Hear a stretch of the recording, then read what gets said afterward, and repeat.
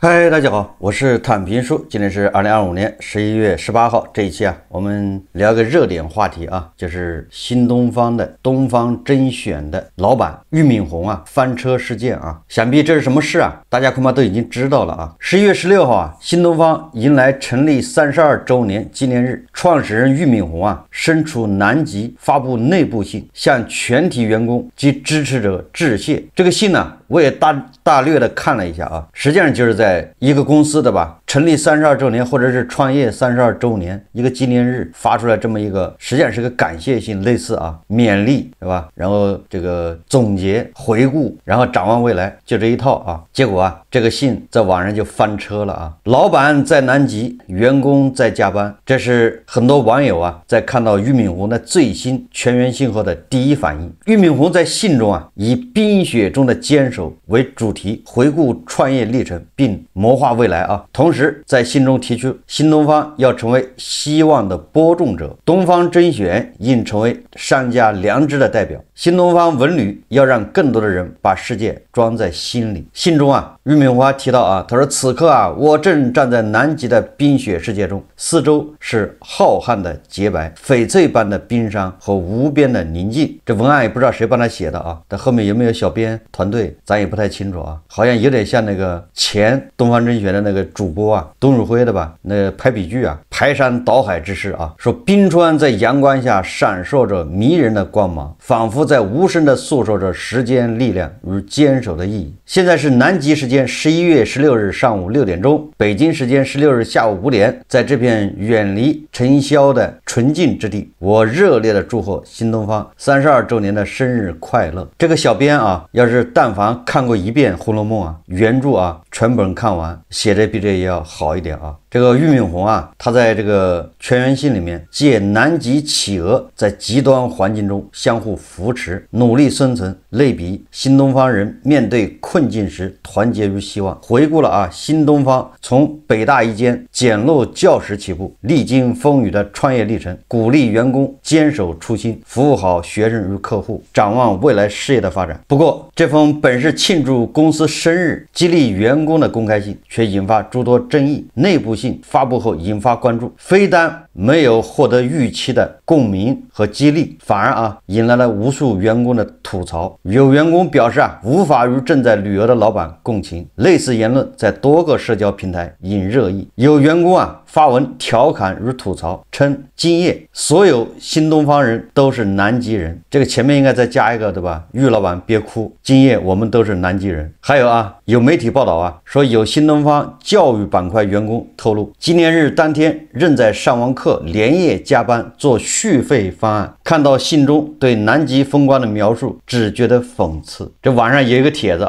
說親愛的老闆，此刻我正在晚8點半下課的地鐵上，10個小時的課程是折磨的，享受周末快樂時光是與我無關的。企業郵箱裡你虛無又狡黠的紅字，仿佛在不經意間炫耀着你那被員工血汗染透的成功。有網友統計內部信全文提及17次我和5次南極，卻對員工當下的工作壓力鮮有提及。有網友發布給俞敏洪的一封回信，稱您在南極看冰山，我在出租屋看數字。當然了，更多的網友說作為老闆，少點雞湯，多點實際行動，給員工加薪才是最好的激勵。也有媒體說值得注意的是，新東方仍處於轉型關鍵期，面臨着現實經營壓力。據2025年第4季度財報顯示，其淨利潤驟降73.7%至710萬美元，主要受東方甄選業務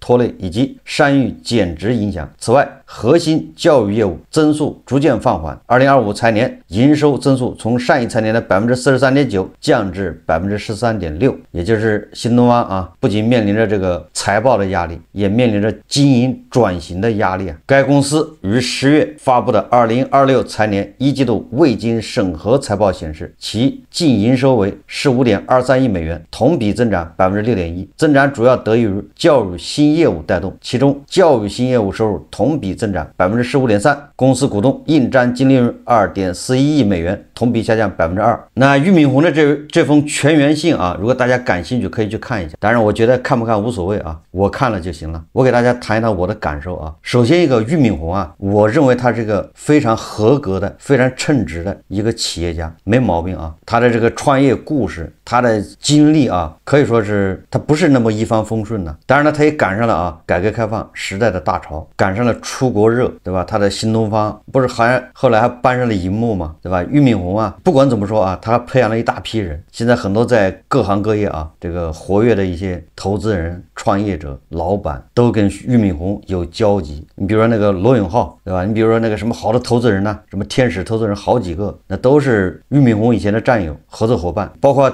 董宇輝，對吧？是當紅炸子雞啊。所以說俞敏洪啊，在我看來啊，他是一個合格的、稱職的一個企業家。他到目前為止啊，也沒有什麼偷稅漏稅，對吧？也沒有什麼該給大頭交的他不交，學家頭，也沒有聽說啊新東方欠薪，對吧？扣員工工資都沒有。俞敏洪啊，以前啊他創業的時候，回家的這個在家門口被人綁架，差點命都丟了。哎，這個他自己講過啊。那他人生最大的一次轉折就是考驗了，那就是3年前還是4年前，叫雙減政策，對吧？這個新東方啊，作為這個教培行業的龍頭，那是衝擊啊，顯而易見的。所以新東方就那個時候就面臨轉型啊，後來才開始發動老師啊，那些教英語的、教物理的、教化學的老師改行啊，改成直播帶貨啊。你看啊，人家馬上面臨轉行，整個企業轉型，員工也要轉型。然後後來才出來什麼好多這個帶貨主播，對吧？都是新東方的，董宇輝就是其中佼佼者。但這個俞敏洪啊，把他的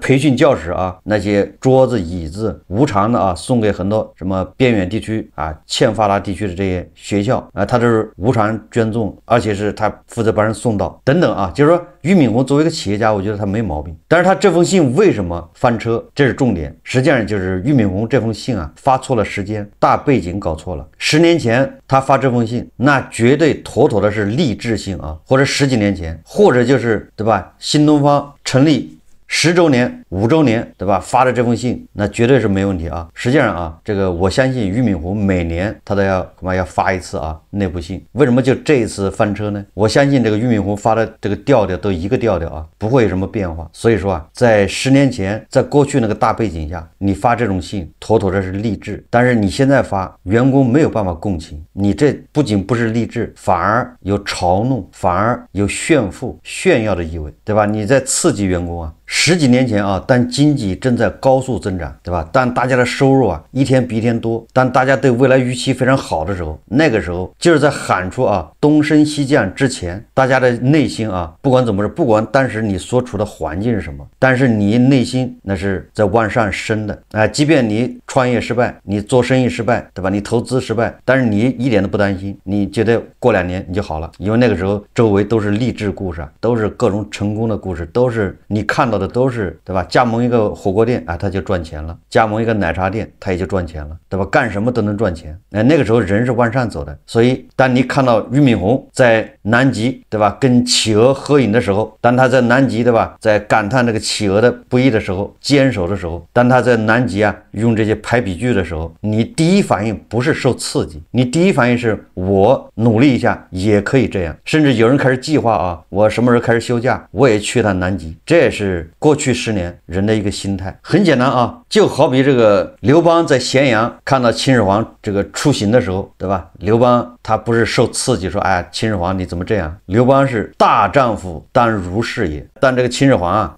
渡江啊被項羽還有項梁，對吧？看見的時候，項羽說的更直接啊，彼可取而代之，嚇得項梁趕緊把他嘴給捂上。大家體會一下啊，10幾年前項羽、劉邦的這種反應是常態，對吧？那個時候老闆你可以炫，對吧？你可以說你的豪車、你的名表、你的別墅、遊艇，你越這樣，員工啊他越覺得彼可取而代之，大丈夫生當如此。但是啊，你在當下這個環境，你這就是炫富，你這就是刺激，甚至你這就是嘲弄。為什麼這麼說呢？現在的背景是什麼背景啊？我們周圍都是失敗，都是各種創業失敗，各種首先是失業，找不到工作，有工作的擔心工作會丟，擔心降薪，不擔心降薪的，不擔心失業的，那壓力很大，各種 KPI，各種考核，你的完成指標啊，哪兒都不敢养闲人呢，对吧？那个压力，那个内卷，然后再加上啊，很多人刚需房，对吧？年纪到了要结婚要生孩子，买套房，现在呢面临着贷款卖房，那个房子啊，它的残值比它的贷款余額還要低，房子就白送都送不了，很多年輕人啊，前半輩子都白忙，哎，這樣的故事比比皆是啊。你看看這個全國老賴現在有多少了？失信被執行人限高的，現在你看啊，那個前幾天對吧，有銀行透露出來的數據啊，這個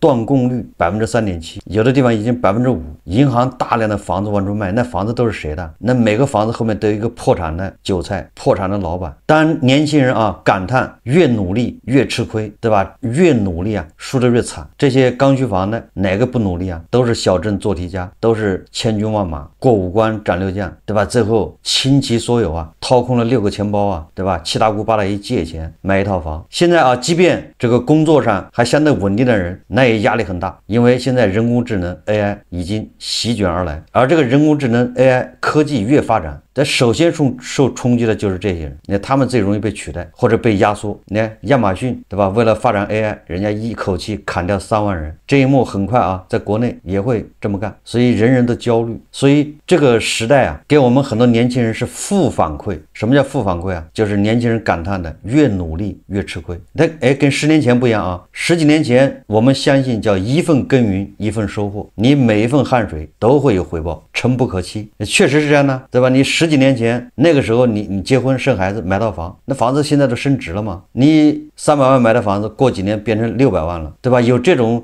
這個巨大的升值啊加持之下，人容易啊往上看。但是你現在呢，對吧？很多人買了一套房600萬買的，現在值300萬，他哪有心思聽你這些勵志，對吧？這些雞湯，大家都在為按揭貸款焦頭爛額的時候，大家都在為工作焦頭爛額的時候，你在這兒發這些東西，這不就是炫富嗎？這不就是刺激嗎？這個社會它是在負反饋。什麼叫負反饋啊？正反饋就是大家越努力，哎，大家得到的越多，得到越多你就越努力，對吧？然後你就覺得你可以取代這個俞敏洪，對吧？或者你取代不了他，但是他這樣的生活我也能達到啊，度假，對吧？然後全世界哪兒都去，我努力啊就能達到。你每個人都有這個想法，這就是正反饋。負反饋是什麼？你越努力你得到的越少，你再努力你就破產了。那人對吧？被現實被鐵拳教育了。這個時候當你看到俞敏洪在南極跟企鵝合影的時候，你就恍如隔世啊，因為你覺得自己沒有機會啊，也不可能去南極，去哪兒，對吧？你正在為你的房貸焦頭爛額，對吧？你正在為你的孩子學費，對吧？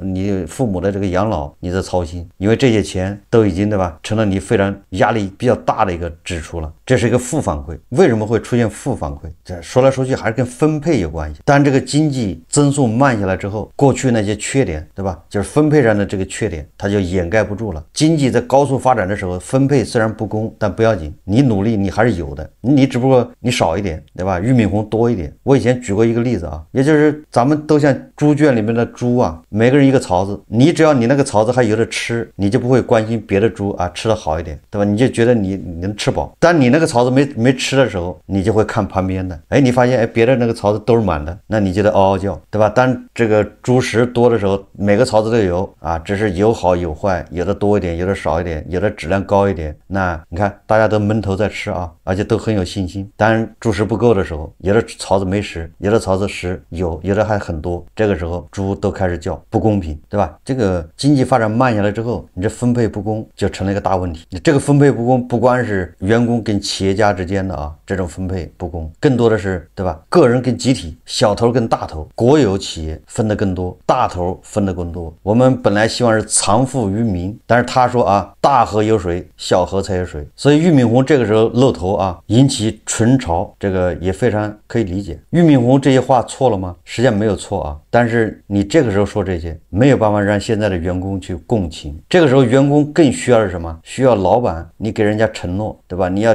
提高人家待遇，你想辦法要讓人家，對吧？在這兒能夠安心，對吧？老闆就應該有我一口吃的，就有大家喝的。而現在呢，對吧？俞敏洪這個信一發，那員工就認為啊，我們要努力，我們要加班，對吧？只有我們努力，只有我們加班，老闆就可以可以去南極，我們再努力再加班，老板就可以上月球了，或者上火星。现在俞敏洪，他在这个南极说的这一切，就像在告诉员工啊，正因为有你們的努力，才有我現在，對吧，在這兒跟企鵝合影。所以說啊，同樣的一封信，在不同的年代、不同的背景下，它產生的作用是不一樣的。第二個啊，我想說的就是俞敏洪這封信啊，俞敏洪這樣的企業家，讓我想起了另一個企業家，叫張朝陽。大家回憶一下啊，這個張朝陽在10幾年前搜狐剛上市之後，搜狐那個就是那個時候叫什麼4大門戶啊，那個時候互聯網那個年代，搜狐是響當當的。那張朝陽也是跟某些網紅超市是一樣的啊，天天上熱搜。那個時候不叫熱搜啊，上頭版。你打開互聯網，你的第一條恐怕就是張朝陽。張朝陽又在幹啥？張朝陽又去哪玩了？張朝陽又在哪潛水？張朝陽又在哪度假？那個時候張朝陽上電視啊，天天宣傳的就是玩，就是要放下焦慮啊。他也花不完的錢，他就各種對吧，講的就是自己去哪兒練什麼，反正唯獨沒有這麼工作啊，什麼創業。就好比這個俞敏洪在南極對吧，員工在加班，他在南極玩，那個時候張朝陽也在玩，但是沒有一個人說員工吐槽，就是我剛才說的道理啊。因為那個時候張朝陽你玩，那搜狐的那員工覺得我一努力我也可以，確實有很多人也可以啊，沒人吐槽他。後來搜狐對吧就掉隊了嘛，這個咱就不說了啊。那現在張朝陽在幹什麼？現在張朝陽如果也像這個俞敏洪這樣發一封這樣的勵志信，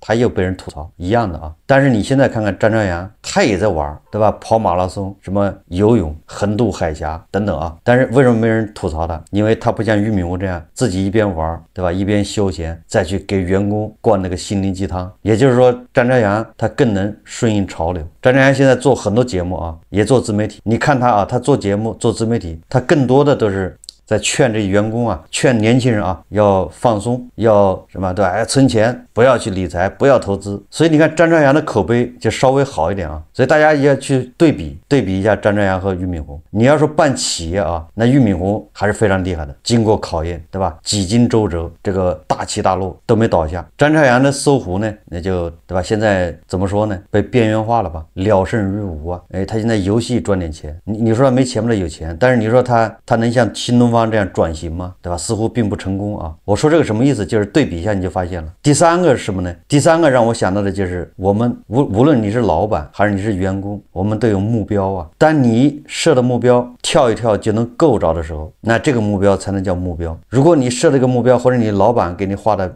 設的目標啊，你根本達不到，你一聽就是講故事，那不會有人去努力啊，也就人家就放棄了。你這只是在畫餅。所以我們定目標一定要定那種你稍微跳一下，你稍微努力一下啊，真能夠到，那有很多人就會去試，對吧？他真的去跳，真的努力，哎，有很多人他真的能達到。眼下啊，有時候經濟在下行，很多目標啊定得過高，實際上是達不到的。達不到，很多人一看他努力都不努力，他連試都不試了，直接就躺平。你這些說教沒有任何用處，只能起反作用。你比如說啊，最近還有一個事情也比較火，就是有個富二代，對吧？他隱藏身份跑去相親啊，也引發熱議。中國圓通快遞總裁之子啊，知名科技自媒體這個創始人叫姓潘啊，潘天紅。他呢也是應那些粉絲要求啊，去相親角推銷自己，很有可能啊是替這些很多單身男士啊出口惡氣，因為在搞反差嘛。因為很多單身男士啊，無論你有什麼學歷，還你們收入怎麼樣，你跑到相親角去，好像都是受虐吧，對吧？那些女孩子都看不上，各種理由。這個姓潘的呢，長得也不錯，然後又是富二代，所以他跑去相親呢，他就裝窮，他帶着一份啊簡歷，那麼相親不要寫簡歷嗎？叫杭州本地男孩，國內學歷初中。哎，他介紹自己，他學歷國內學歷初中，他沒撒謊啊，因為他後面的高中啊、大學啊、什麼研究生啊，那都是在國外上的，所以他寫個國內學歷初中，離異單身，離異啊，富二代。然後父母，哎，父親職業，你介紹你家裡的吧？你爸是幹啥的？哎，我爸從事快遞相關的工作，那個一聽好像是快遞員呢，或者物流站點的負責人，那頂多這樣，或者開一個什麼小區門口開的那種物流，對吧？要麼就是送快遞的。然後他拿着這份簡歷啊，在杭州的相親角去相親，結果他遭遇了什麼呢？大家都知道吧？現場的那些阿姨，對吧？老頭老太太吐槽啊，你這學歷太低啊，初中啊，你看看你又離異，這麼年輕就離異了，你爸原來是送快遞的，那你家條件不行啊。據說啊，錄了17分鐘的視頻，只放出了1分鐘，在網上引起網友熱議啊。這個感覺好像給好多單身男屌絲啊出了一口惡氣，實際上這個故意隱瞞，然後想找這種反差，或者就是咱們很多男屌絲說的啊，叫吊打、反轉、翻車，有點像那個爽劇，对吧？一個灰姑娘看見路上一個乞丐，這個灰姑娘這個同情心大發，對吧？給他買了2饅頭1包榨菜，結果發現這個乞丐原來是一個超級富豪，化妝的，對吧？這種就是可能童話書看多了吧，就是把這個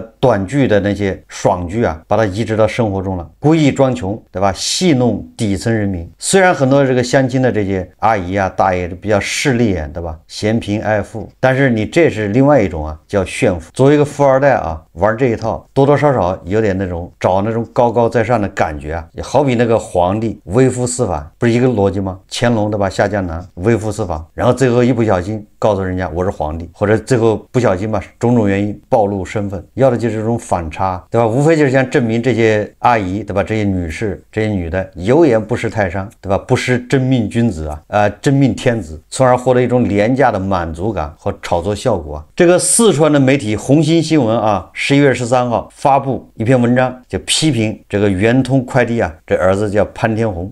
整活本質上是在消費人間疾苦，也就是本來這些大齡女的吧，相親就不容易了，你還來調戲人家，這些大媽、這些老頭，對吧？為自己的孩子操碎了心。雖然有一些不可取的地方，對吧？就是這個比較看重物質啊，但這個並不是他的錯啊，社會就是這樣。然後你再來調侃，再來消費這種疾苦，然後為那些男屌絲呢，對吧？提供一種快感，廉價的快感。實際上就想看那些女的、那些大媽、那些大爺前居後恭，對吧？前面對他不屑，後面開始對他一旦身份暴露，對吧？開始恭恭敬敬的，想看這種反差而已。這不就跟皇帝微服私訪是一個本子嗎？跟那個霸總文學，對吧？跟那各種童話都是一個本子。這個圓通之子啊，這個潘某啊，實際上跟俞敏洪都一樣，他們搞錯了時代。這個橋段如果在10幾年前沒人搭理也無所謂，但是現在這個社會，你這麼做就非常容易刺痛啊正在掙扎的牛馬，不僅不好笑啊，那才是真正的傷害呀。所以這個也在告誡我們啊，就是有的事情你習慣了，你在過去是說得過去的，是行得通的，是習以為常的，但是你擱到現在當下，那你多多少少有點炫富，有點刺激別人，所以大家還是要小心啊。這也是為什麼社會戾氣啊越來越重的一個原因，這也是為什麼一個王朝到了最後啊，為什麼窮人和富人之間的這個仇恨呢，可以大到那麼大的地步。